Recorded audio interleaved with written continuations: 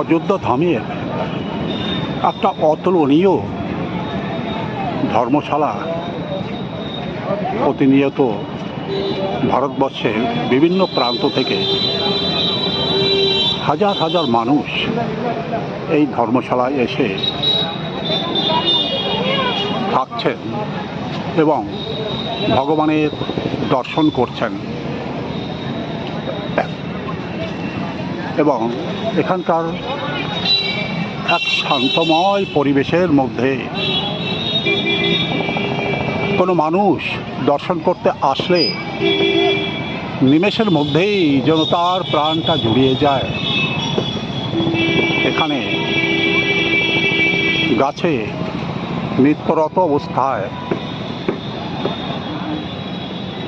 প্রতিনিয়তই চোখে পড়ে হনুমানজি দর্শন। তারা এক গাছ থেকে ও গাছ, এ জায়গা থেকে ওই জায়গা, মন্দিরের উপরে তারা লম্ফঝম্প করে ছুটে বেড়াচ্ছে। এখান থেকেই সামনেই রয়েছে রাম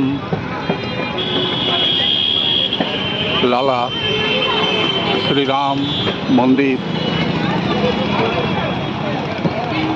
যেখানে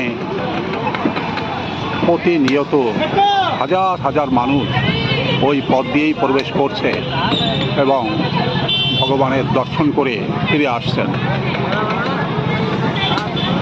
এখানে রাম ভক্ত হনুমান আশীর্বাদ করছে সমস্ত মানুষকে এবং অযোধ্যায় তিনি সবাইকে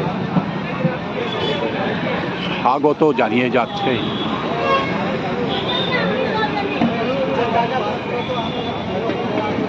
একটু সামনেই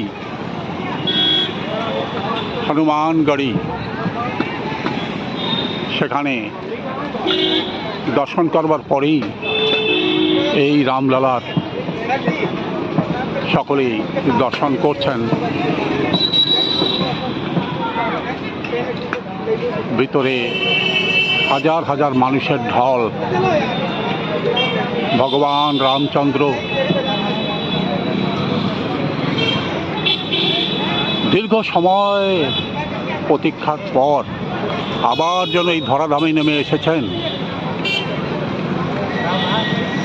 মানুষকে আশীর্বাদ প্রদান করবার জন্য। মানুষ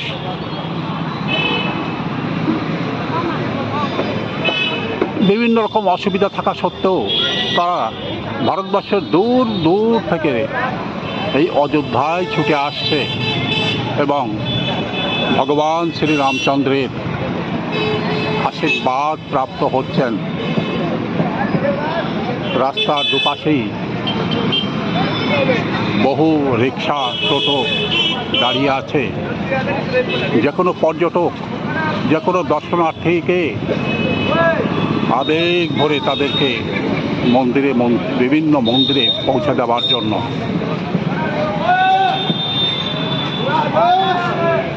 এবং থেকে থেকেই এখানে শোনা যাচ্ছে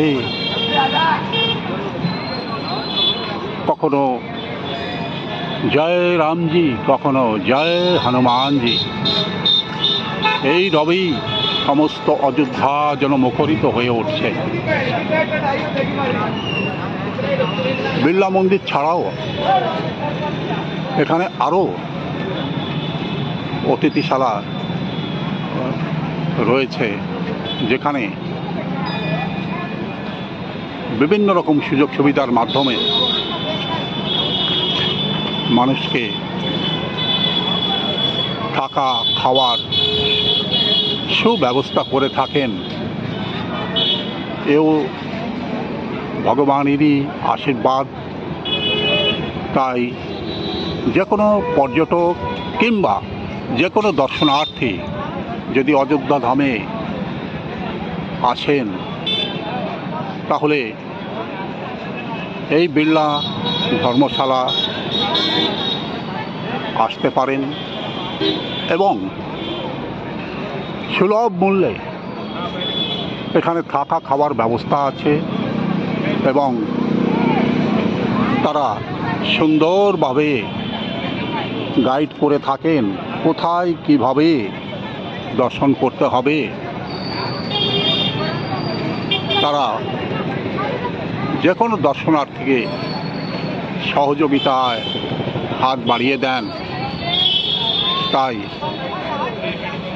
কোনো মানুষের এখানে অসুবিধা হয় না ঘোরাফেরা করবার জন্য। তারাও আনন্দের সঙ্গে রাম জন্মভূমি অযোধ্যায় এসে ভগবানের আশীর্বাদ গ্রহণ করে তারা তাদের গন্তব্যে ফিরে যায়। অবশেষে একবার এইটুকুই বলবো, যদি ভিডিও আপনার ভালো লাগে দয়া করে একটা লাইক দেবেন, দয়া করে একটা সাবস্ক্রিপশন দেবেন। অবশেষে জয় হনুমান, জয় রাম, জয় রাম, জয় রাম।